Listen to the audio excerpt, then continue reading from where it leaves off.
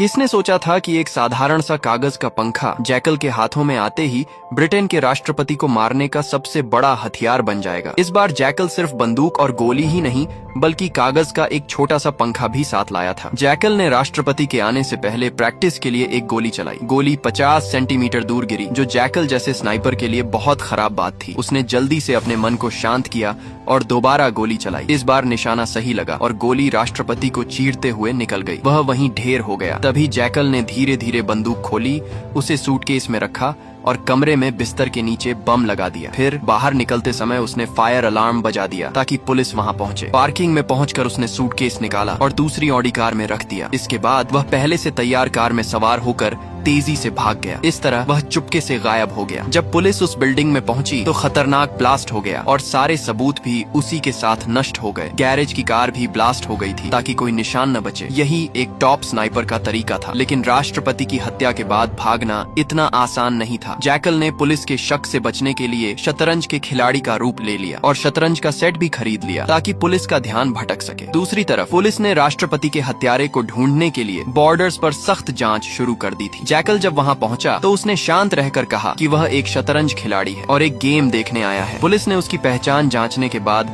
उसे गाड़ी में रखे डिब्बे को दिखाने को कहा। यही तो जैकल चाहता था, ताकि पुलिस वालों को यकीन हो जाए कि वह शतरंज खिलाड़ी ही है। पुलिस ने उसका पतला दुबला शरीर देखकर सोचा कि वह शायद मुर्गी भी न मार सके और उसे जाने दिया। जल्द ही जैकल फ्रांस पहुंच गया। एक इंटरनेट कैफे में जाकर उसने अपनी यूएसबी कंप्यूटर में लगाई और अपने कॉन्ट्रैक्टर से पूछा कि राष्ट्रपति को मारने का पैसा कब आएगा। जैकल आज तक उस कॉन्ट्रैक्टर से नहीं मिला था। वह मिलना चाहता तो था, लेकिन अगले कॉन्ट्रैक्ट के लिए $10 लाख सुनकर उसका मन डोल गया। उसने और कुछ नहीं सोचा और हाँ कर दी। उसने कहा कि 5 लाख काम से पहले, बाकी के बाद में। कॉन्ट्रैक्टर भी मान गया और उसे लोकेशन बता दी। जैकल पहले लोकेशन पर गया। वहाँ कॉन्ट्रैक्टर की एक एजेंट ने जैकल को नया टारगेट दिखाया, लेकिन जब उसे टारगेट का पता चला तो उसने कीमत 5 लाख से सीधे 10 करोड़ कर दी, क्योंकि यह टारगेट दुनिया का सबसे अमीर आदमी था और उसकी सुरक्षा बहुत सख्त थी, जिसे मारने में काफी मेहनत लगेगी। इसके बाद जैकल ने स्पेन में अपने विला में पहुंचकर देखा कि उसकी पत्नी बच्चों के खिलौने समेट रही थी। जैकल को सामने देखकर उसकी पत्नी का दुखी चेहरा एक मासूम मुस्कान में बदल गया। पत्नी को लगा कि वह अपनी बिजनेस ट्रिप से जल्दी लौट आया है, लेकिन उसे नहीं पता था कि उसका पति दुनिया का सबसे खतरनाक स्नाइपर है। जब उसकी पत्नी खाना बनाने गई, जैकल ने दरवाजा बंद किया और तिजोरी में अपनी बंदूक रख दी। फिर लैपटॉप पर कॉन्ट्रैक्टर से बात करने लगा। घर से निकलने के बाद उसे पता चला कि उसके स्पेन वाले विला में सब बदल गया है। उसकी पत्नी और ससुराल वालों ने उसका स्नाइपर वाला गुप्त कमरा ढूंढ लिया था, जहां कई देशों की करेंसी, नकली पासपोर्ट और एक पेशेवर मास्क रखा था। जैकल ये सब अपने फोन के सीसीटीवी में देख रहा था। उसकी पत्नी और ससुराल वाले हैरान थे। उसे डर था कि अगर उसके स्नाइपर वाले काम का पता उन लोगों को लगा तो उसकी पत्नी उसे छोड़ देगी। वह यही सोचते हुए गाड़ी चला रहा था कि अब वह अपनी पत्नी को कैसे समझाएगा। तभी उसका ध्यान भटका और उसकी कार एक ट्रक से टकरा गई। जैकल ने गाड़ी से उतरकर माफी मांगी और पैसे भी ऑफर की, लेकिन ट्रक ड्राइवर को सैल था, वह नहीं माना। जैकल उसे वहीं खत्म करने की सोच रहा था। तभी एक पुलिस की गाड़ी वहां से गुजरी। जैकल नहीं चाहता था कि पुलिस का ध्यान उसकी ओर जाए, लेकिन ड्राइवर ने पुलिस को बुला लिया। जैकल ने शांत रहकर नकली दस्तावेज दिखाए, लेकिन पुलिस को शक हुआ क्योंकि राष्ट्रपति की मौत की आग अभी ठंडी नहीं हुई थी। पुलिस ने उसका सामान चेक किया और उसे वहाँ एक बंदूक दिख गई। अगले ही सेकंड जैकल ने पुलिस वाले को मार डाला। फिर उस ट्रक ड्राइवर का काम भी तमाम कर दिया। जैकल ने चुपके से बंदूक से अपने निशान मिटाए और उसे ड्राइवर और पुलिस के हाथ में रख दिया, ऐसा दिखाने के लिए कि दोनों आपस में लड़कर मर गए। फिर वह अपनी कार लेकर भाग गया। एक सुनसान पार्किंग में पहुंचकर उसने नंबर प्लेट हटाई और तेजाब छिड़क कर अपने निशान मिटा दिए। लेकिन उसकी असली मुश्किल थी अपनी पत्नी को मनाना। उसने पत्नी को होटल में बुलाया और फिर से झूठ बोल दिया कि वह बस एक कंपनी के लिए जासूस है और कुछ नहीं। जैकल ने अपने स्नाइपर होने की बात फिर से छुपा ली। फिर उसने कहा कि एक आखिरी काम के बाद वह इतना पैसा कमा लेगा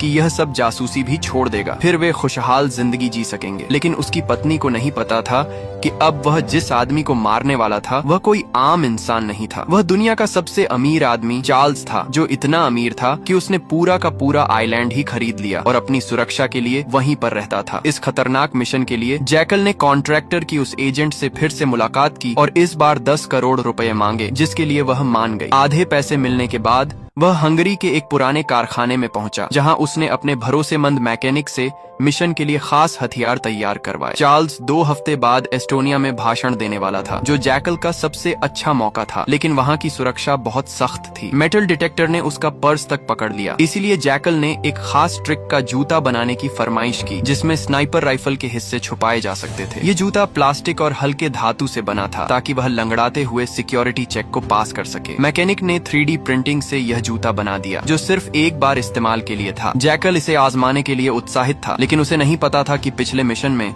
ब्रिटेन के राष्ट्रपति की हत्या के मामले में ब्रिटिश जासूस उसका पीछा कर रहे थे। वे जैकल को ट्रैक करते करते हंगरी के उसी कारखाने तक पहुंच गए जहां जैकल बंदूक की टेस्टिंग कर रहा था, लेकिन किसी तरह वह वहां से भाग निकला। अब उसने एक खास तरह का सूट पहना, जिसमें उसने अपनी स्नाइपर राइफल फिट की। उसका टारगेट अब चार्ल्स था, जो अपने उस आइलैंड पर रहता था जहां 2 किलोमीटर के दायरे में कड़ी सुरक्षा थी। वहां किसी को मारने का तो दूर, कोई वहां भटक भी नहीं सकता था। लेकिन हमारा जैकल एक टॉप का स्नाइपर था। उसने देखा कि चार्ल्स हर सुबह समुद्र में तैरने के लिए आता है। उसने एक नाव किराए पर ली और नाव के मालिक को मार डाला। फिर समुद्र में स्नाइपिंग की तैयारी शुरू कर दी। बंदूक, गोली, स्टैंड, सब कुछ रेडी था, लेकिन समुद्र की लहरें इतनी भयंकर थीं कि निशाने को मुश्किल बना रही थीं। उसी रात जैकल ने एक खास बैलेंस मेंटेन करने वाला डिवाइस भी ढूंढ निकाला। अगले दिन बोट पर पहुंचकर उसने 4 गोलियां निकाली और पहली गोली से ही बिल्कुल सटीक निशाना लग गया। लेकिन तभी वहां एक ड्रोन आ गया। जैकल ने जल्दी से अपनी स्नाइपर को कपड़े से ढक दिया और मछली पकड़ने की एक्टिंग करने लगा। लेकिन सिक्योरिटी वालों को थोड़ा शक था,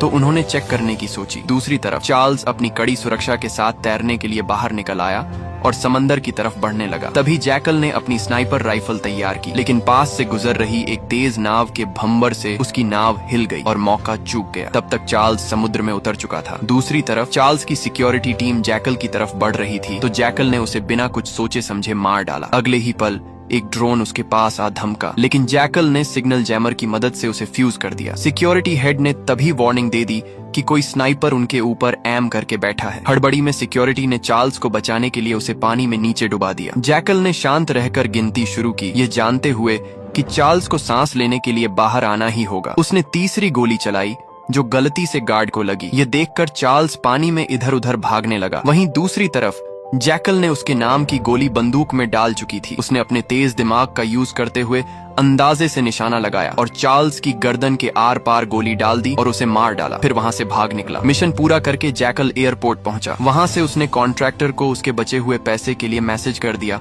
और अपनी स्नाइपर राइफल कन्वेयर बेल्ट पर ही छोड़ दी। जैकल स्पेन अपने घर पहुंचा और उसे पता चला कि उसकी पत्नी और बेटा गायब हैं। उसकी पत्नी को उसका सच पता चल चुका था कि वह कोई एजेंट नहीं, बल्कि दुनिया का सबसे खतरनाक स्नाइपर है, इसलिए वह उसे छोड़कर भाग निकली थी। तभी एजेंट महिला ने फोन किया और बताया कि वह स्पेन में है और उसे कुछ पैसे वैसे नहीं मिलने वाले। इतना कहकर उसने फोन काट दिया। तब जैकल को समझ आया कि उसके साथ बहुत बड़ा धोखा हुआ है। यही नहीं, बल्कि कॉन्ट्रैक्टर की उस एजेंट ने पुलिस वालों को उसकी लोकेशन भी सेंड कर दी थी। जैकल ने बचे हुए पैसे, पासपोर्ट और हथियार लिए और भागने की तैयारी करने लगा। तभी पुलिस वाले घर के बाहर आ धमके और उसी समय जैकल का साला भी नशे में घर लौटा। पुलिस वालों ने उसे जैकल समझकर गोली चला दी। पुलिस को देखकर जैकल ने लाइट बंद की और अपने गुप्त कमरे की एक तरफा शीशे वाली दीवार के पीछे छिप गया। पुलिस वाली ने दीवार की जांच की और दोनों दीवार के आमने सामने आ गए। थोड़ी देर बाद जैकल ने निशाना साधा, लेकिन उसका साथी बीच में आ गया और गोली से मारा गया। थोड़ी ही देर में जैकल ने उस लड़की को भी मार डाला। वहां से बच निकलने के बाद उसके सिर पर खून सवार था। जैकल ने ठान लिया था